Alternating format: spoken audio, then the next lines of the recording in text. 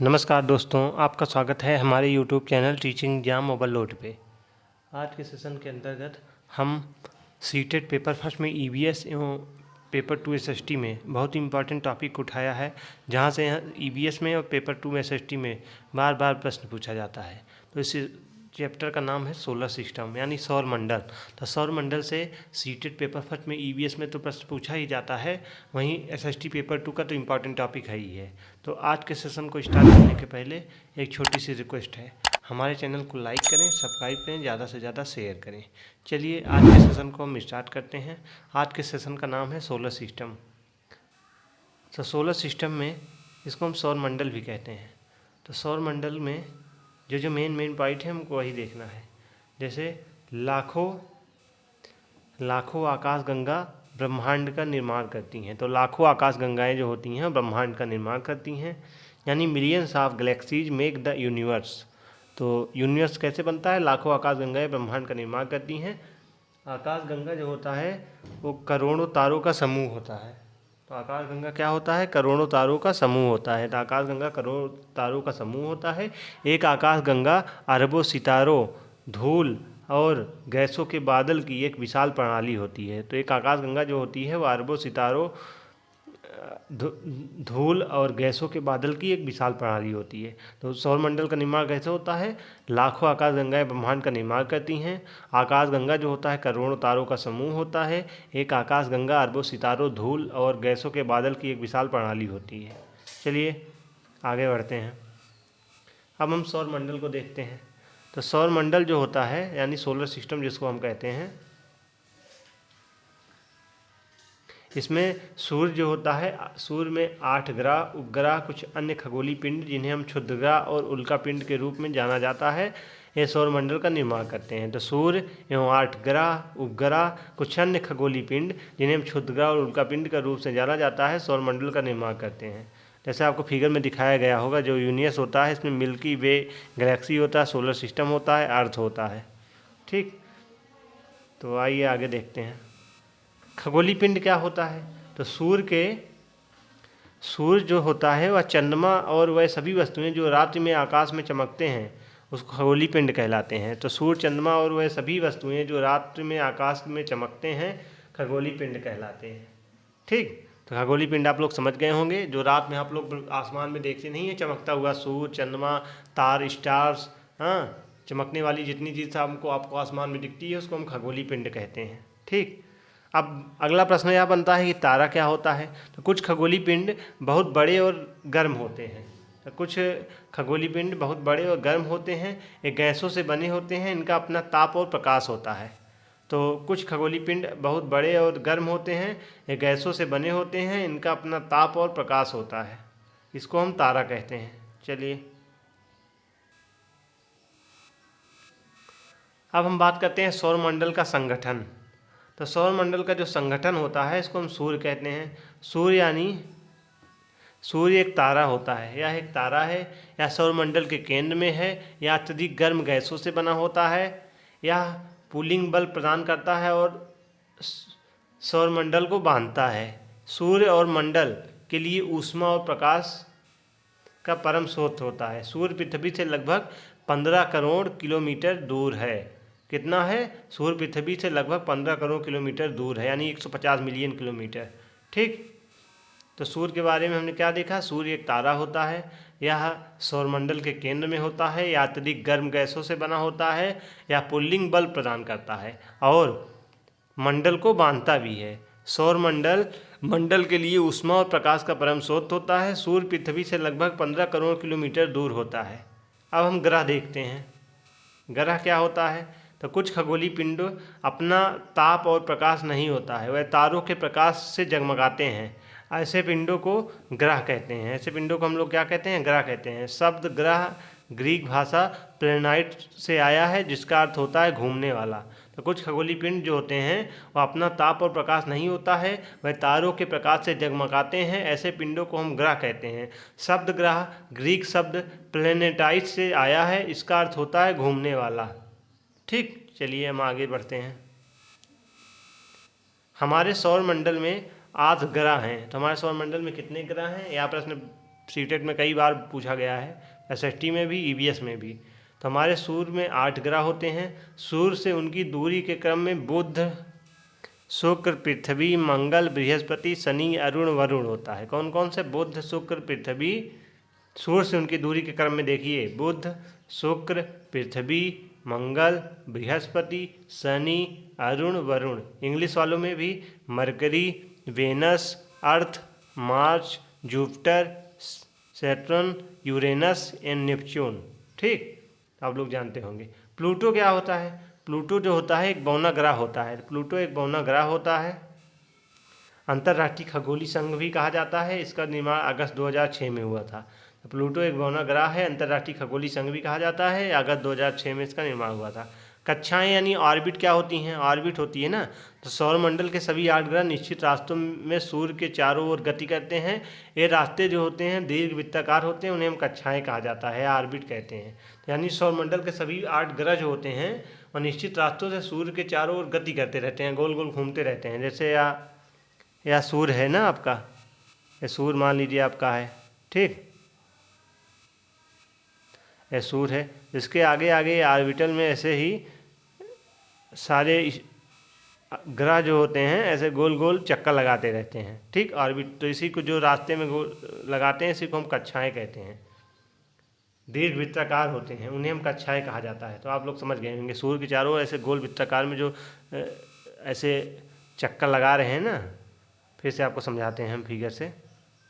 जैसे ये मान लीजिए सूर्य है, ठीक, ये आपका सूर्य हो गया, ठीक। उसके बाद इसके पीछे गोला हो गया, हाँ, कक्षा जिसको कहते हैं। और उसके बाद इसमें ग्रह हो गए, जो ये ग्रह हो गए, 8 ग्रह मान लीजिए, ठीक। ये ग्रह हैं तो जो चक्कर लगाएंगे ऐसे, इसी चक्कर को हम कक्षाएं कहते हैं, ऑर्बिट कहते हैं। सूर्य के चारों ओर गोल वृत्ताकार में दीर्घाकार होते हैं, वृत्ताकार, उसी में चक्कर लगाते हैं, इन्हीं को हम कक्षाएं कहते हैं। तो आप लोग समझ गए होंगे कक्षाएं या ऑर्बिट्स क्या होती हैं, ठीक। जैसा कि आप लोग फिगर में देख भी रहे होंगे, या फिगर में आपको दिखाया गया है, सूर्य है, इसके चारों ओर ऐसे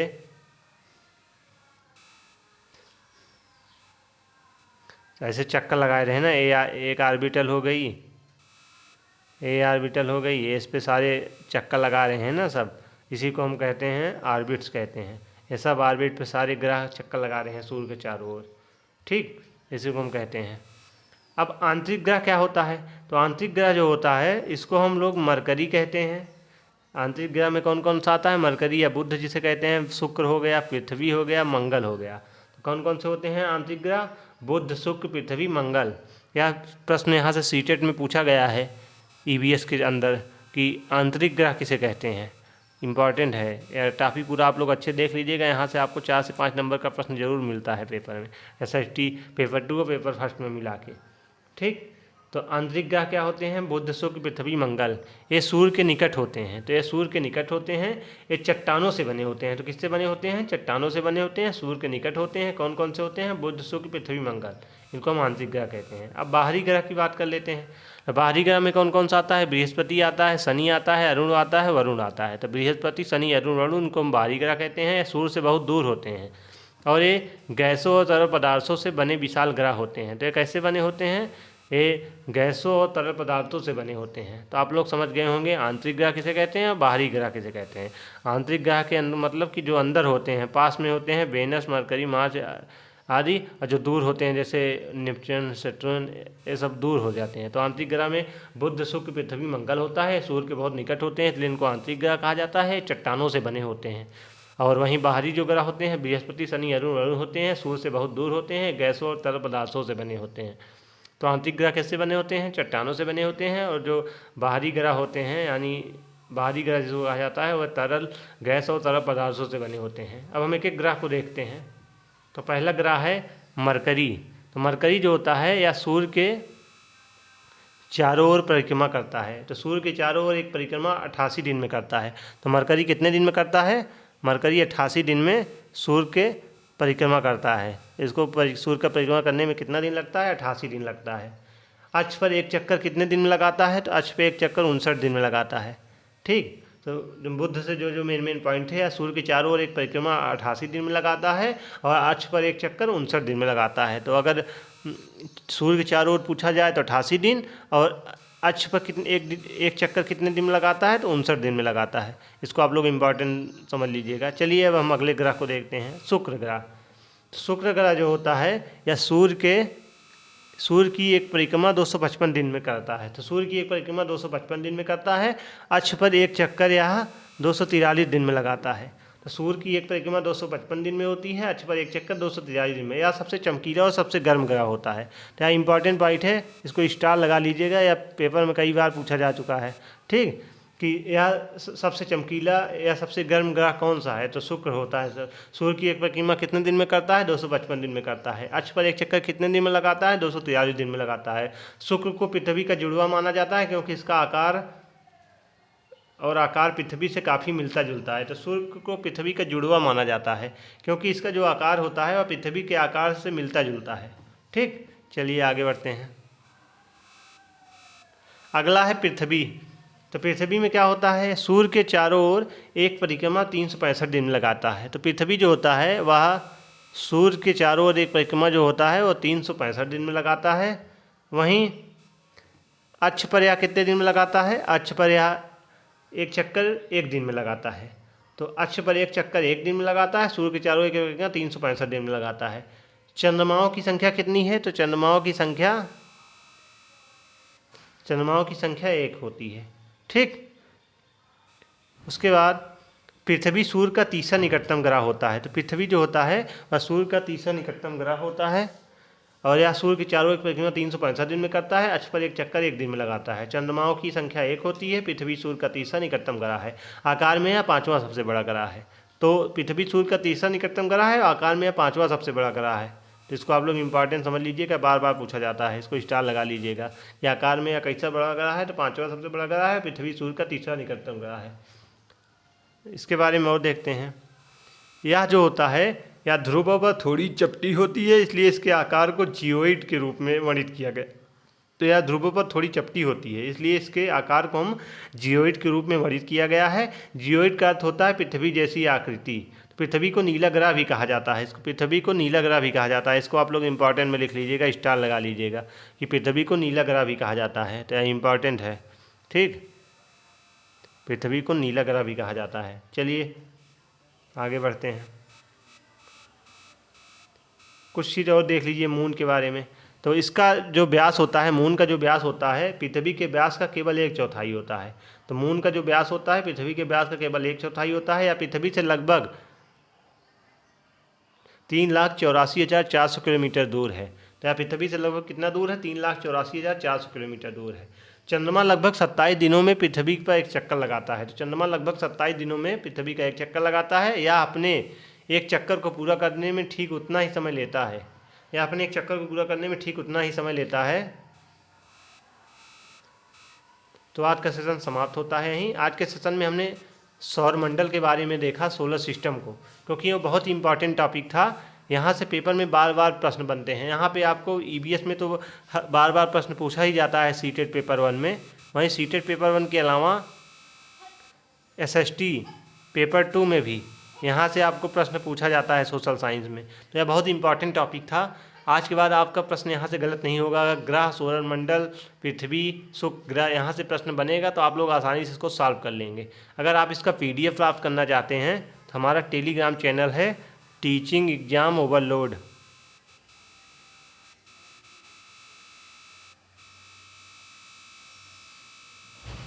यहाँ पे आपको PDF प्रोवाइड कर दी जाएगी। क्लास के बाद आप लोग PDF देख सकते हैं। क्लास से 4 से 5 घंटे बाद PDF प्रोवाइड कर दी जाती है। अगर आप नोट्स वगैरह प्राप्त करना चाहते हैं सीटेट की, तो सारी नोट्स हमारे टेलीग्राम पर सेंड कर दी गई है। आप लोग जाके वहाँ से देख के पढ़ भी सकते हैं। अपनी तैयारी में आप लोग अभी से लग जाइए, क्योंकि अब ज़्यादा समय नहीं बचा है। लगभग आप लोगों का इसमें 15 दिन इसमें बचा हुआ है, उसके बाद 20 को पेपर है, यानी टोटल 15 इस महीने में, 20 अगले महीने में, यानी टोटल 34 दिन का समय है आपके पास, ठीक। क्योंकि 20 को तो पेपर ही है आप, पर 20 को हटा दीजिए। पेपर से 1-2 दिन पहले आप लोग ऐसे डिस्टर्ब हो जाएंगे। मान के चलिए 30 दिन बचे हैं, तो 30 दिन में आपको अब तैयारी अपनी करनी है। और तभी से आप लोग अब जितना ज़्यादा हो सके एक काम करिए, प्रैक्टिस करिए, क्योंकि अब मेन समय में अब प्रैक्टिस ही आपको काम देगी। जितना आप लोग ऑनलाइन वाले पेपर की प्रैक्टिस कर लेंगे उतना ही अच्छे से आपका पेपर निकलेगा। हमारे चैनल पर प्रैक्टिस कराई जा रही है ऑनलाइन वाले पेपर की, आप यहाँ से भी करते हैं। आज से 1-2 दिन में आपको हम प्रैक्टिस वाली बुक प्रोवाइड करा देंगे अपने टेलीग्राम पे, आप लोग उससे भी प्रैक्टिस कर सकते हैं। तो आप लोग हमारे चैनल को सब्सक्राइब कर लीजिए। हमारे चैनल पर CTET, UPTET, super TET, teaching line की जितनी भी तैयारी होती है सब कराई जाती है प्रॉपर तरीके से। टॉपिक वाइज क्लासेस चलाई जाती हैं। बिहार शिक्षक भर्ती की भी क्लासेस स्टार्ट कर दी गई हैं। कुछ दिन में आपको बिहार शिक्षक भर्ती की नोट्स भी प्रोवाइड करा दी जाएंगी। तो आप लोग हमारे चैनल को सब्सक्राइब कर लीजिए, हमारे टेलीग्राम से ज्वाइन हो जाइए। वहाँ पे आपको डेली नोट्स और PDF प्रोवाइड कराई जाती है और प्रॉपर तरीके से क्लासेज भी आपको मिलती हैं। तो आज का सेशन हम यहीं समाप्त करते हैं। कल फिर मिलते हैं किसी नए सेशन के साथ। तब तक हमारे चैनल को लाइक करें, सब्सक्राइब करें, ज़्यादा से ज़्यादा शेयर करें। धन्यवाद।